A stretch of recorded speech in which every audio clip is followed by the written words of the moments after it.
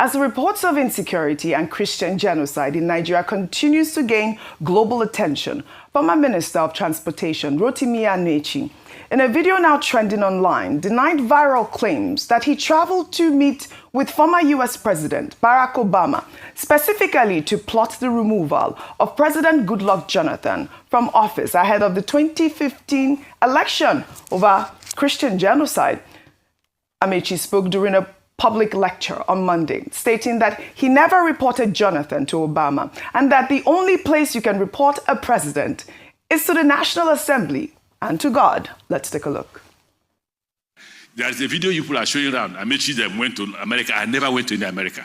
That was here in Lagos. Lagos, I was in the meeting. American government, without anybody petitioning to them. Who are they God? After the president, no other person. So how can I petition the American government? What would they do? But American government came here. After speaking to other countries, what they come to do? Good luck, don't rig. If you rig, we will not recognize you. Opposition, if you visit violence, we will not recognize you. So they went to the president and told the president their mind. We are here for free and fair election. Please don't rig. Opposition, if you dare try violence, this is our response to it. But Nigerians say, oh, we went for Christian genocide. We went to report Goodluck. We report him. Do you report the president? The only place you can report a president is either the National Assembly or God, not America. All right, Dr. Abati, Amechi has clarified, but I'm going to run through these stories and then you can discuss all of those together. Well, in the meantime, Senator Orji Uzor Kalu has defended recent comments made by U.S. President Donald Trump on insecurity in Nigeria, insisting that the remarks reflect the country's grim reality. Speaking with journalists at the National Assembly in Abuja, the former Abia State governor and senator representing Abia North said Trump's statements on religiously motivated killings should not be dismissed, noting that both Christians and Muslims continue to fall victim to extremist attacks across the country. Say the truth, Nigerians are being killed, whether they are Christians or Muslims. Are they not being killed? If they kill people in Plateau, they go to a church in Plateau, those they will kill are Christians. If they go to Benue, the majority of people they will kill in Benue are Christians. If they go to Zamfara, majority of people they kill in mosque there are Muslims. So these people are jihadists. These people just want to destroy Nigeria. So we should call a black name on them without any pity. They will be smoked out. But let me tell you, before President Trump says a word, mind you that the American intelligence community must have found out where these people are living. All these ones we are talking is rhetoric. And you can see Nigerian Air Force, possibly the information that have been given to them by the U.S. authorities and say they are there. And you see Nigerian Air Force in the last 3 days bombing the homes of these people. And that is what it should be. We should not pity anybody who is a terrorist. We should not. And we are working diplomatically to make sure that we put our house in order. It will be solved diplomatically because President, in fact, the report they are using to assess. All right, Senator Kalu's remarks highlight the delicate balance Nigeria must strike between accepting international security assistance and maintaining sovereign dignity. While acknowledging Trump's controversial statements as factually accurate, he simultaneously holds America partly responsible for creating the crisis through destabilizing the Middle Eastern and Northern African regimes. His call for deeper U.S. cooperation recognizes that Nigeria's security apparatus needs external support despite the uncomfortable optics of a foreign leader publicly criticizing the nation's failure to protect its citizens. Meanwhile, the African Union Commission Chairperson Mahmoud Ali Yusuf on Wednesday rejected accusations of a Christian genocide in Nigeria, urging people to think twice before making such statements. Yusuf added that the first victims of Boko Haram are Muslims, not Christians. Let's take a look. The first victims of Boko Haram are Muslims, not Christians. The first victims. And I'm saying it with documented references. So the complexity in the northern part of Nigeria should not be taken, that easily. So what we are saying to those statements, with regard to those statements, is that the African continent is very complex. It's not easy to describe those situations with very easy words that can be used in a not reasonable way. That's why the African Union continent, the African Union Commission are very clear about that. We made it clear in our statement and communique, and we would like really to stress again that there is no genocide in northern Nigeria.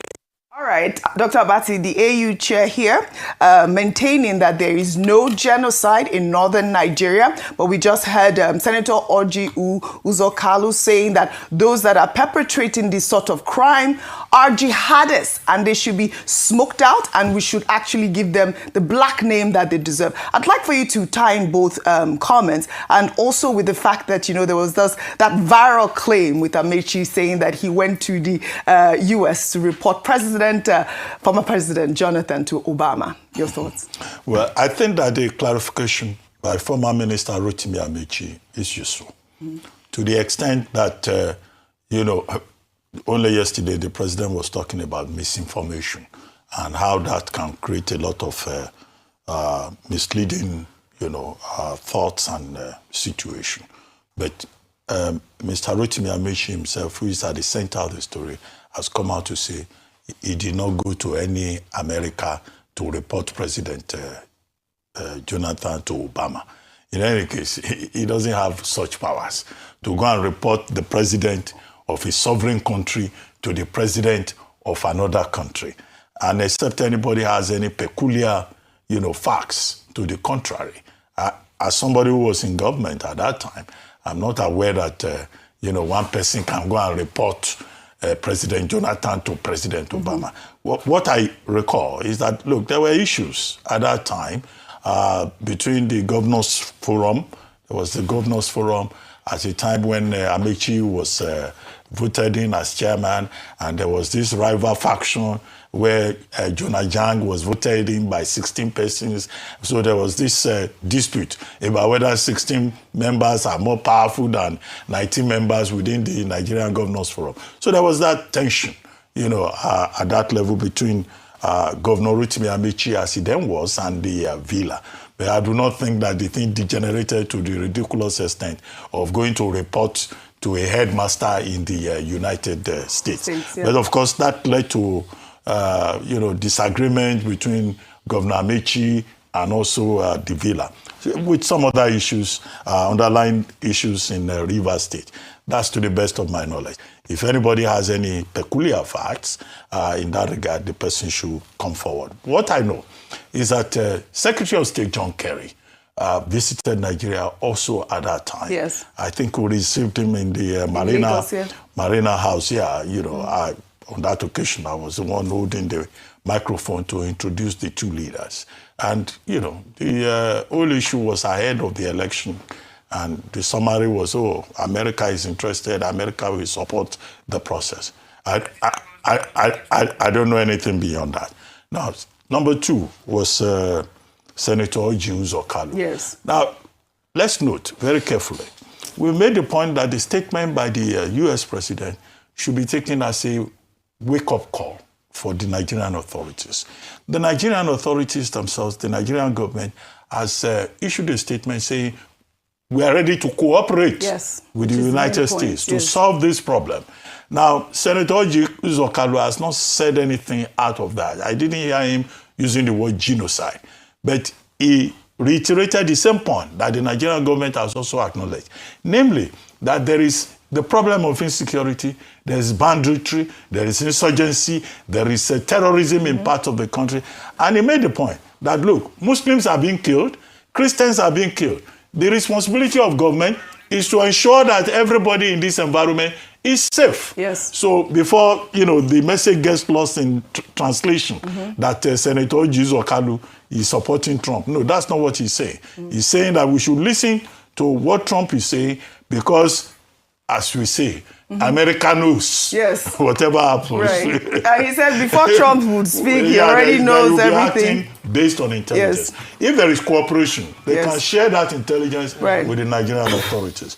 As for the AU Commission chair, what he is saying basically is that the situation in Nigeria is far more complex. It's not something that you can just fit into a stereotype, because oftentimes the Western media tends to mischaracterize, situations in Africa, which was the point that Minister Yusuf Tuga, the Minister of Foreign Affairs, whom I quoted earlier, was making. After his interaction with Piers Morgan, he said, look, he has provided facts that people may not accept within the Western space, but that he will hope that his interview will be, reported verbatim, so that nothing gets misconstrued. Lost in translation. Correct. Many perspectives, but some people would, depending on their persuasion, would lean in one direction or the other. Said. But our issue is that the Nigerian government still has a lot to do to protect everybody, whether Muslim or Christian or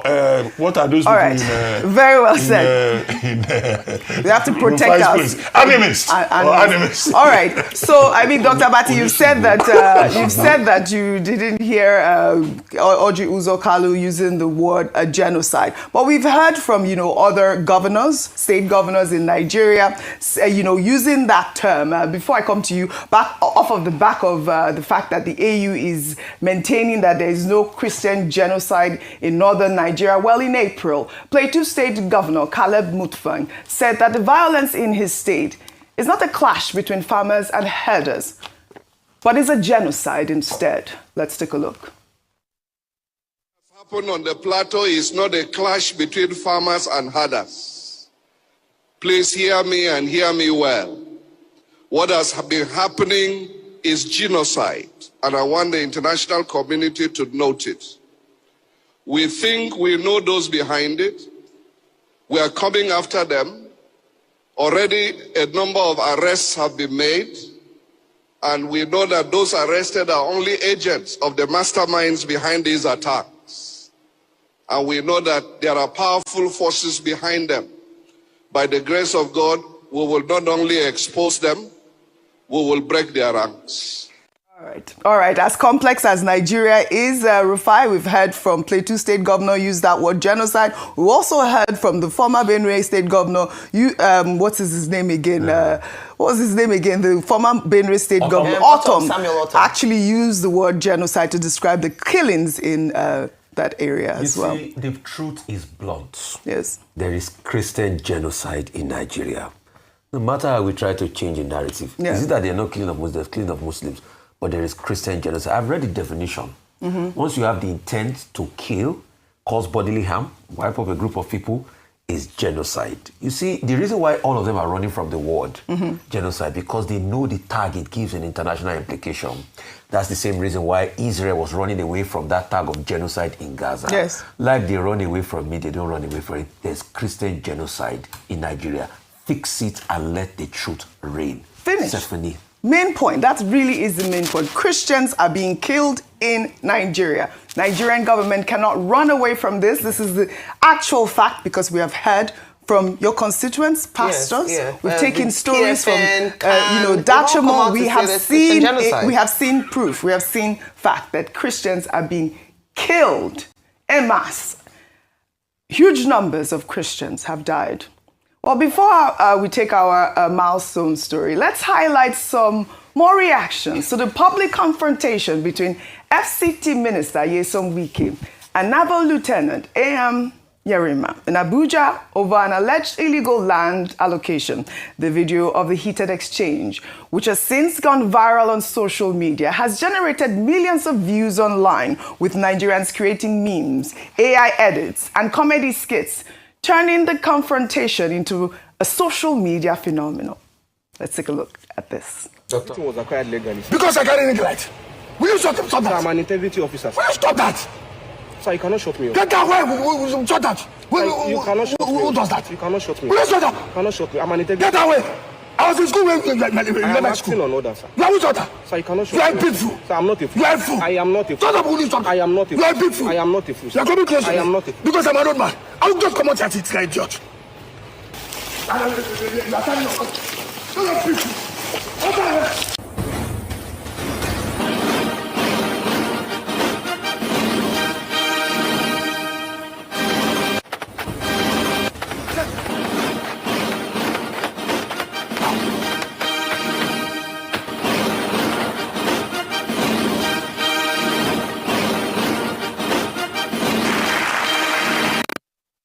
All right, everyone's cracking up here. Dr. Abati, that is AI generated. That's what we're talking about. AI. No, this is very fake. This AI, you. Dr. Abati, over to you. Over to you. You were here when we discussed The this story, first please. point to be made is that, look, this is very embarrassing. Yes. Yeah. In the midst of whatever embarrassing situation, you will see the creativity of Nigerians coming through. Yes. Hence all these kits that Nigerians have created. Some are even selling T-shirts. I'm not a fool. Yeah. Yes. They turned There's it wicked into fabric business. out there. Dr. However, the point needs to be made. I think the minister's behavior is very embarrassing. The way he conducted himself should be seen as a matter of serious concern by President Bola Ahmed Tinubu, who appointed him. Street fighting is not part of the responsibility of anybody that has been appointed by the president. Because I've heard some people saying that he was acting on behalf of the president. No, I'm not aware that President Tinubu, when he appointed him, gave him the title of Omonile of FCT. Because it's only Omoniles that behave like this. As minister of the FCT, he took the matter into his own hands. He said his officials went to the site and then they told him that they didn't allow them to chase them away. Then he left his office, carried his able-bodied officials and went to the site to go and do what? So the minister himself did not follow due process. Yes. Yes. And I've seen some people expressing the opinion that Officer Yerima was carrying out an unlawful order. With due respect, the Professor Horn, Sebastian Horn, quoting the Nigerian Air Force case and I think Onunzu versus State and all of that. Yes, Supreme Court has ruled that you don't carry out unlawful order when you are in uniform. You can say no. You should in fact say no. But in this particular case, we're told that the officer called his boss, called the chief of defense staff. So that in itself presupposes that he was acting in a lawful manner and not going on a frolic of his own. And in fact, that officer should be commended. Yes. Because he conducted himself with maturity. It was the minister in the video that I saw that was shouting, raising his hand, and this is being confirmed by some of the skits that have been produced. So I think that Minister Wike disgraced the assignment, the office of the president, to the extent that, the people arguing that he was acting on behalf of the president. We don't want Omonile as a minister of the Federal Capital Territory. Those who are familiar with the phrase Omonile, they know how Omoniles, how they behave. So this is a matter that should be investigated. It is. If it were another president in office, this is more than enough to ask the minister to go back to Port Harcourt. Dr. Abati, you in government. Is there a ministerial code? That's the question I've been asking. There is a general code of conduct now in terms of how public Did you breach the ministerial code? In terms of how public officials should behave. Yeah. Now look at Punch today. I think it's a front page story. Ex-generals, they say they are angry. Yes. Because the ex-generals are saying, look, this has to do with the institutional integrity of the Nigerian military. All of them, without exception, the ones quoted in that story, they are saying that, in fact, Wike should be disciplined. Right. That he was involved in an act of indiscipline. All right. By taking the laws into his own hands. Right. Nobody is above the law. All right. And we should not further, disrupt civilian-military relations. What this has done is that if Wike insists on doing Omonile antics across the Federal Capital Territory, other people will be emboldened to challenge him. I hope one day he will not go to his site to take the laws into his hands and they will rough handle him. All right. It can happen. This is Nigeria. Yeah, absolutely Anything can happen. Like you have rightly said, the reactions, however, haven't been entirely lighthearted. Retired military leaders have condemned Wike's language during the exchange, describing it as a national embarrassment, while the Defense Ministry has now launched an investigation into the incident. While speaking during a press briefing to commence activities for the 2026 Armed Forces Remembrance Day at the National Defense College in Abuja on Wednesday, the Minister of Defense, Mohammed Badaru, said the armed forces will not abandon any personnel carrying out unlawful duties. And you're absolutely right, guys. I mean, the military has spoken. They are backing the naval officer at this point. Quick points before we wrap up. Somebody just yes. told me, Dr. Go ahead. He said what you tell is Ajagungbale. Right. What does that mean? What does that mean? It's those that Fight to get the land. Right. Ajagungbale says so. There's no reason why they are Ajagungbale. We're also even hearing that Wike has reportedly... They're all the same. We're also even hearing that Wike has reportedly ordered a total ban on the use of mobile phones by staff of the Abuja Geographic Information Systems and the Department of Land Administration following that confrontation with the naval officers sparking pushback among workers who have called the move absurd and anti-labor. This is a serious issue. We can laugh about it, but I think that there's a point, and that's why it was, Rufai was asking around code of conduct and whether or not he's overreaching.